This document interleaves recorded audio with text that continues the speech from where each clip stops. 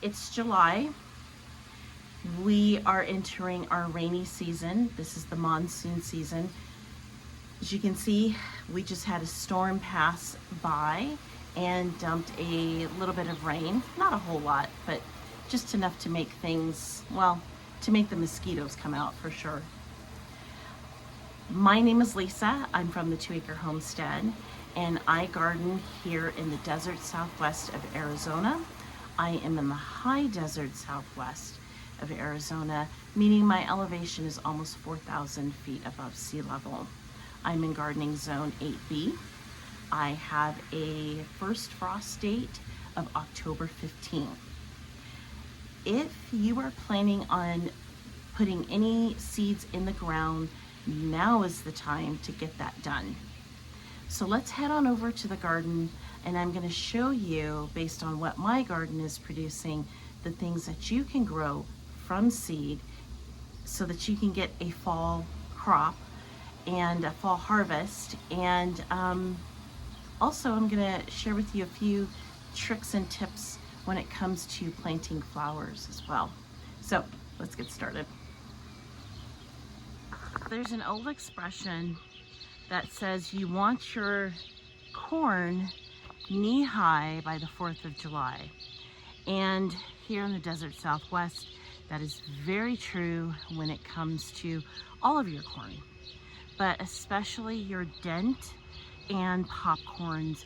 You want them to at least be knee-high by the 4th of July because it takes them longer to mature through the gardening season.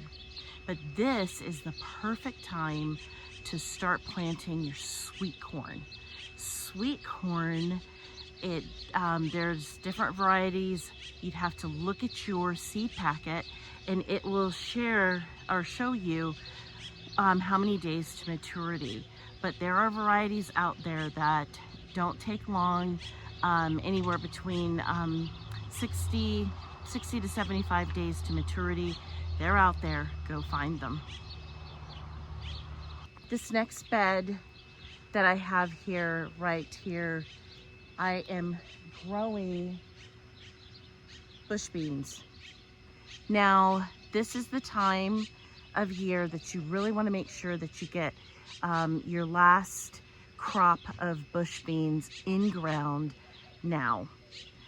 Beans are easy to sow because the seeds are quite large and you can work on your spacing a lot easier than you could maybe carrot seeds or anything like that. I emphasize bush beans because it does take climbing beans or runner beans. It takes them a little bit longer. Their days to maturity take a little bit longer. So it's probably easier to go ahead and try to plant from seed your bush beans. Again, another crop that takes about 60 days. In 60 days, lickety-split, you're going to be harvesting beans. This bed right here has my Yukon Gold potatoes. And believe it or not, even though we are here in the hottest part of the year, you can get in a crop of potatoes. Now, potatoes are a little bit tricky. Potatoes like the soil to be anywhere between 60 to 75 degrees. So when you plant your potatoes, you're going to want to plant them just a little bit deeper. And you're also going to want to do what I did to this bed here, which is to completely mulch your bed. And the reason for the mulch is you want that soil temperature to stay a lot cooler, and you're also going to be retaining a lot more moisture in your soil beds. Now, keep in mind, when you're planting potatoes, it takes about 120 days for them to ripen depending on the variety. So patience, but it will happen. And if it gets a little bit of frost, it won't necessarily kill them, the potatoes themselves. It will kill the plant and it will die back. But never fear, you'll still have some potatoes. I'm gonna take you guys with me for this other crop. And that is right back here. And that is summer squashes. I'm getting eaten alive by mosquitoes. I forgot to put my mosquito repellent on. This bed houses several of my crookneck yellow squashes. And as you can see, the yellow squashes are doing just fine. This is the time that you want to also plant these by seed, and you can also do them by transplant as well. You still have plenty of time with your summer squashes to get in a good crop. But now let's go back behind you and we're going to talk about another crop. This is the only crop that I'm going to suggest strongly that you actually transplant. Back here is my butternut squash, and butternut squash falls into the category of winter squash. Now the reason why they call it winter squash is because the rind or the skin of the squash is hard, and given the fact that it has a hard rind to it, means that it's going to overwinter. It will stay in your root cellar for a long time. It will overwinter. I have a pumpkin sitting on my patio right now that I grew last year. It was a volunteer actually, and it is still edible. We're gonna be eating that sometime soon. But the point is that when you have the harder rind, that harder skin, it will last longer. Nothing says summer like watermelon. And back behind here, it's kind of hard to see, but I have watermelon and okra growing together.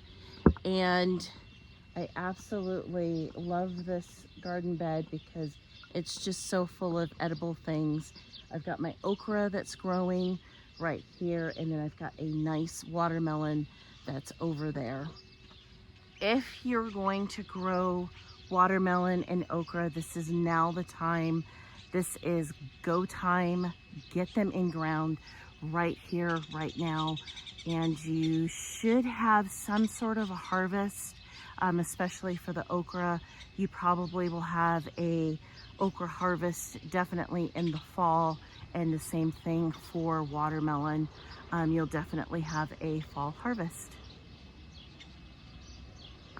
This is also the time of year that, as a bonus, you get to plant tomatoes. If you've never planted monsoon tomatoes, you are missing out, because the tomatoes seem to burst on the scene. They just start producing epically in my gardens during the monsoon season. So if you can, if you're going to plant by seed, which is what this video is about, this is the time to go ahead and plant by seed. You can also transplant as well, but either way, you're going to get a good harvest, definitely for the fall. One other thing I forgot to mention in my list, this is also the perfect time to start planting basil. Basil is going to take off really quickly from seed, and it loves the hot weather. And as you can see down here, this is one other thing that I have not mentioned as well that's on the list, and that is cucumbers. This is an Armenian cucumber, and I have just recently planted this. This guy, I do have all of my trellising work down here. He will be trellising up over this particular bed. He'll be trellising over this bed, and he'll be providing some additional shade and nice architecture and beauty for this particular bed here.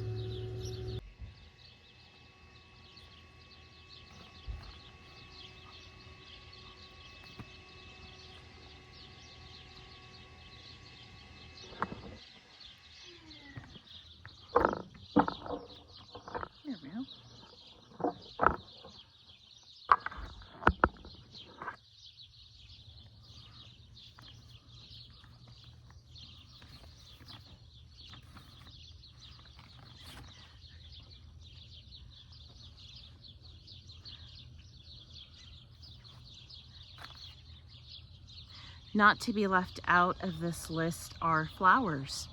I mean, most of the summer crops are going to produce flowers, but it doesn't hurt to have a little bit more.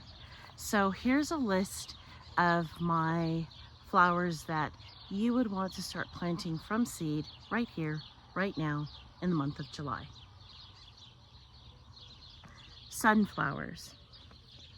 Sunflowers provide structure, they provide food for the birds, they provide shade. Definitely want to try different varieties of sunflowers, such as mammoths and such as teddy bear. Just experiment with different types of sunflowers. Zinnias.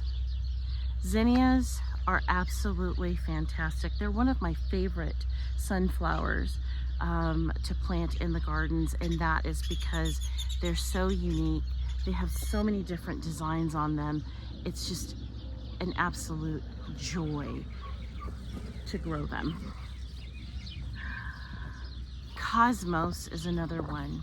Cosmos is a nice, delicate little flower, but it really grows nice and bushy, especially in the fall. You can plant, I can't think of the name of the cosmos, but it's like a golden color cosmos, and that particular cosmos, it just screams fall. Others that you want to start planting by seed are 4 o'clocks, marigolds, salvia, nasturtiums, vinca, and angelonia. That's just a few. There's a lot of them that you can start planting from seed. Now, one thing, I mentioned it just briefly, but one thing you want to think about when you are looking at colors, think about the fall colors that you want in your fall garden. So maybe the bright pinks and the softer hues aren't the colors that you may want, but you may want more of the bolder, darker colors, you know, the colors that scream fall. Well, that's it from me and my family.